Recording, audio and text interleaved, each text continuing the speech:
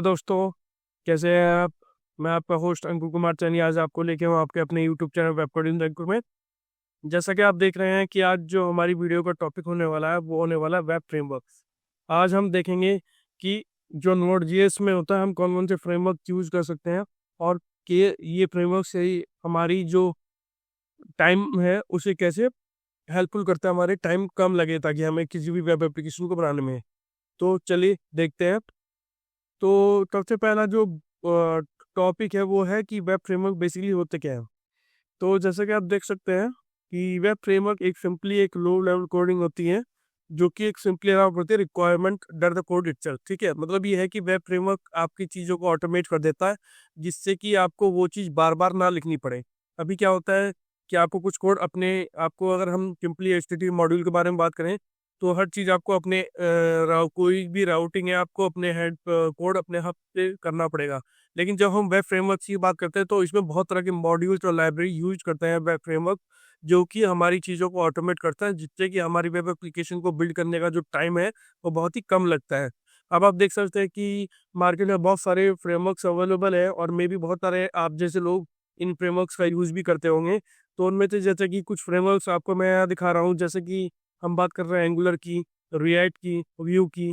तो आपको पता है कि अच्छे से पता है कि ये जो फ्रेमवर्क्स है ये तो फ्रंट एंड फ्रेमवर्क्स है या लाइब्रेरी आप कह सकते हैं, जो कि हेल्पफुल है हमारी फ्रंट एंड एप्लीकेशन को बिल्ड करने में। ठीक है, जो भी यूआई जो भी ब्राउजर में आपको चीज़ें दिखाई दे रही है वो तो फ्रंट एंड के अंदर आती है, ये आपको अच्छी तरह पता होगा। तो उस यूआई को बिल्ड करने में हम in front end web frameworks का यूज़ करते हैं। अगर इन्हें हम ना यूज़ करें, अगर हम इन्हें खुद ही अपने से ऐड करें, तो इसमें हमारी बहुत ही कॉम्प्लेक्सिटी बढ़ जाएगी। पर इन चीज़ों को ऑटोमेट करने के लिए ये फ्रेमवर्क्स लाए गए थे, ताकि जो भी हमारी वेब एप्लीकेशन है उसे वेब एप्लीकेशन बिल्डिंग में उसे टाइम कम लगे। ठीक है, और इससे क्या होता है, इससे हमें किसी भी लो लेवल स्क्रिप्ट या लो लेवल कोड पर डिपेंड नहीं करना पड़ता। ठीक है, तो बेसिकली वेब फ्रेमवर्क्स जो काम करते हैं वही काम करता है, वो क्या करता है डेवलपर का टाइम बहुत ही बचाते हैं। पहले इन द सेंस कि बहुत सारी चीज़ों को जो हमें लिखनी होती है वो सब उसमें ऑटोमेट दी होती है, उनकी खुद के मॉड्यूल्स और स्क्रिप्ट अवेलेबल होती है। ठीक है, दूसरा ये होता है कि उनमें सिक्योरिटी फीचर्स ज़्यादा होता है कंपेयर टू अगर नॉर्मल हम वैसे बिना फ्रेमवर्क से काम करेंगे, तो उसमें सिक्योरिटी तो जो वेब फ्रेमवर्क होता है उनमें सिक्योरिटी पॉइंट ऑफ व्यू ज़्यादा होते हैं। ठीक है, तो कुछ बहुत तरह के फीचर्स हैं जो मैं आगे कंपैरिजन करके बताऊंगा कि और क्या क्या फीचर्स अवेलेबल है। तो यहाँ मैं आपको बता रहा हूँ कि वेब फ्रेमवर्क्स कैसे हमारी हेल्पफुल कर सकते हैं एक वेब एप्लीकेशन बिल्ड करने में, जिससे कि हमारा जो टाइम है और उसे बिल्ड करने में वो बहुत ही कम लगे। ठीक है, अब यहाँ आप देखेंगे कि इसमें क्या है। तो अब हम बात कर लेते हैं नोड जेएस की। तो नोड जेएस आपको पहले ही बता दिया है, या पहले ही आपको अभी तक जब से हम ये वीडियो ट्यूटोरियल बना रहे हैं आपने सुना भी होगा, आप पढ़ते हुए भी आ रहे हैं कि नोड जेएस का एक तो रन टाइम इन्वायरमेंट है। चीज़ है, अब ये है कि उसमें भी हमारे पास डिफरेंट डिफरेंट वेब फ्रेमवर्क, जैसे अभी मैंने आपको बताया कि जो हमारे फ्रंट एंड जैसे हमें अगर यूआई अपना किसी भी एप्लीकेशन बनाना है तो उसके लिए हमारे पास डिफरेंट डिफरेंट फ्रेमवर्क अवेलेबल होता है, जैसे एंगुलर, व्यू या रिएक्ट जेएस ले लीजिए। अब बात करते हैं नोड जेएस की। वैसे भी नोड जेएस जो है वो बैकएंड में यूज होती है एक सर्विस में।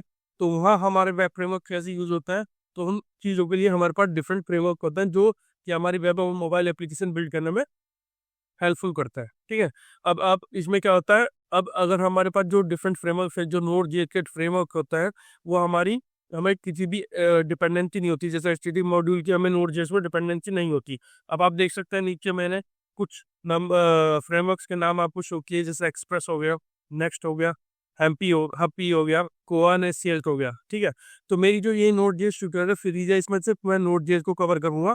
बाकी मैं अलग से एक्सप्रेस के लिए एक प्लेलिस्ट आपके लिए लेके आऊंगा, ताकि आपको भी अच्छे से पता रहे कि नोड जेएस में हम एक सिस्टमेटिक वे में चलेंगे। पहले हम नोड जेएस को समझेंगे कौन से फ्रेमवर्क पे काम करते हैं और कैसे वो नोड जेएस के साथ कंपैटिबल होते हैं, और ताकि हमारी वेब एप्लीकेशन को अच्छे से बिल्ड हो पाए। ठीक है, और रोबस्ट स्ट्रॉन्ग फ्रेमवर्क के थ्रू।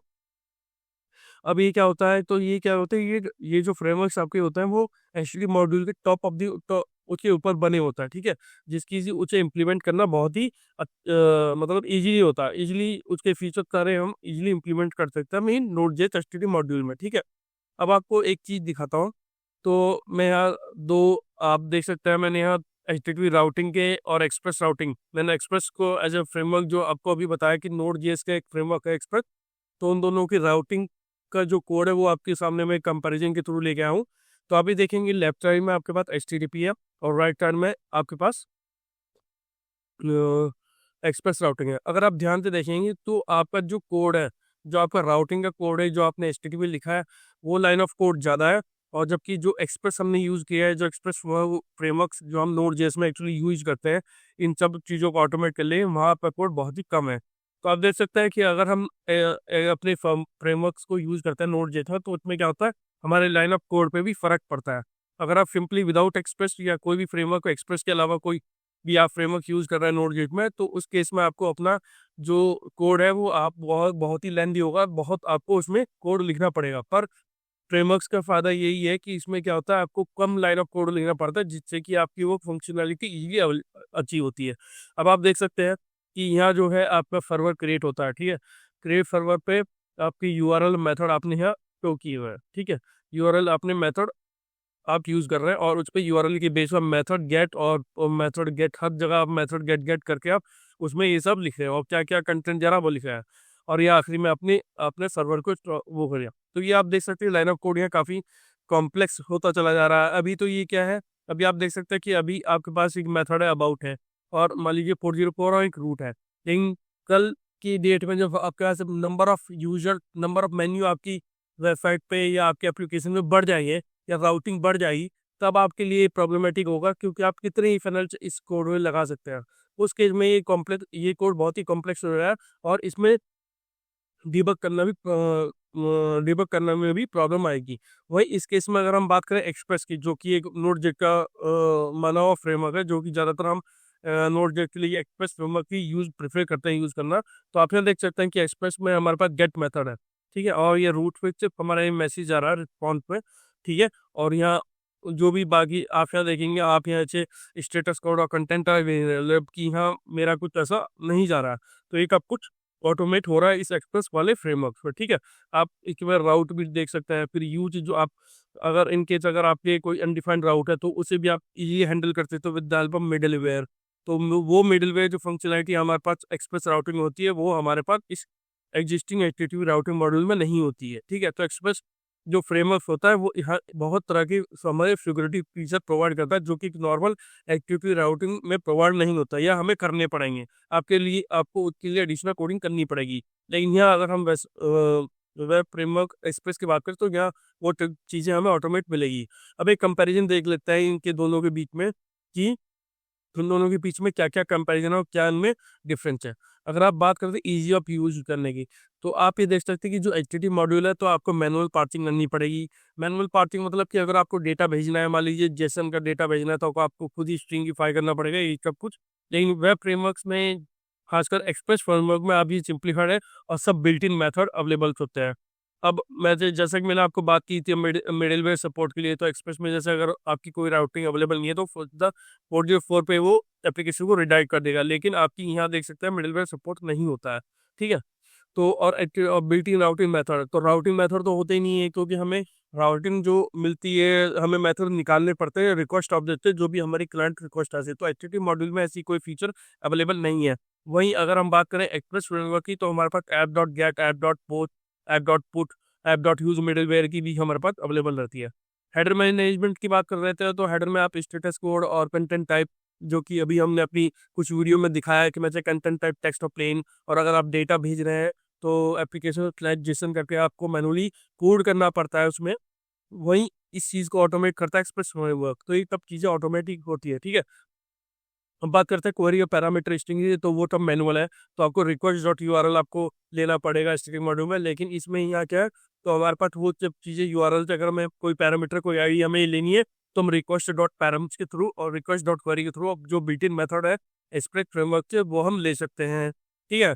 अब जो एरर हैंडलिंग है वो भी मैनुअली ही है, क्योंकि एचटीटीपी मॉड्यूल में हर चीज़ मैनुअली ही करनी पड़ेगी, क्योंकि उसमें वहाँ कोई भी बिल्ट इन मेथड नहीं होता। लेकिन हमें एक्सप्रेस फ्रेमवर्क में एक built in error handling features भी हमें मिलते हैं, ठीक है? जो भी स्केलेबिलिटी है, तो स्केलेबिलिटी का बात करते हैं, अगर आपको अपनी एप्लीकेशन को कल की डेट में स्केल करना हो, अगर आपने एचटीटीपी मॉड्यूल यूज़ करा सिर्फ विदाउट एनी फ्रेमवर्क, तो आपको उस एप्लीकेशन को एक्सटेंड करने में बहुत ही प्रॉब्लम आने वाली है, या बहुत ही एक लो लेवल पे स्केल कर पाओगे। लेकिन अगर जहाँ तक हम एक्सप्रेस फ्रेमवर्क की बात करते हैं, तो वहाँ मैं कितने भी चाहूँ अपनी अपनी उस वेब एप्लीकेशन को इसके कर सकता हूँ, वहाँ मुझे ऐसी कोई प्रॉब्लम आएगी नहीं। तो ये कुछ इस वीडियो में मैं आपको बताने वाला था। इसमें आपको बताया कि कैसे वेब फ्रेमवर्क एक सिंपल एचटीएमएल मॉड्यूल या सिंपल अगर हम वैसे कोडिंग करें तो कैसे हम दोनों के बीच में डिफरेंस है, और आपको कंपैरिजन करके भी दिखाया कि आखिर विदाउट फ्रेमवर्क और विद फ्रेमवर्क के साथ हम कैसे डील कर सकते हैं। तो ये कुछ था आज की वीडियो में सिर्फ इतना ही। अगर आपको किसी टॉपिक पे वीडियो चाहिए तो मैं उस टॉपिक की वीडियो बना के ला सकता हूँ, ठीक है। और अगर आपको कोई इशू है तो आप मेरे कमेंट बॉक्स में लिखाइए। और इसी के साथ इसकी इस वीडियो में सिर्फ इतना ही। अगर आपको कोई क्वेरी है, कोई कमेंट है, तो आप मेरी कमेंट वीडियो की कमेंट में लिख सकते हैं। तो मिलते हैं नेक्स्ट वीडियो में। अगर आपको मेरी वीडियो अच्छी लगी तो प्लीज़ मेरे चैनल को लाइक कीजिए, सब्सक्राइब कीजिए। Thank you.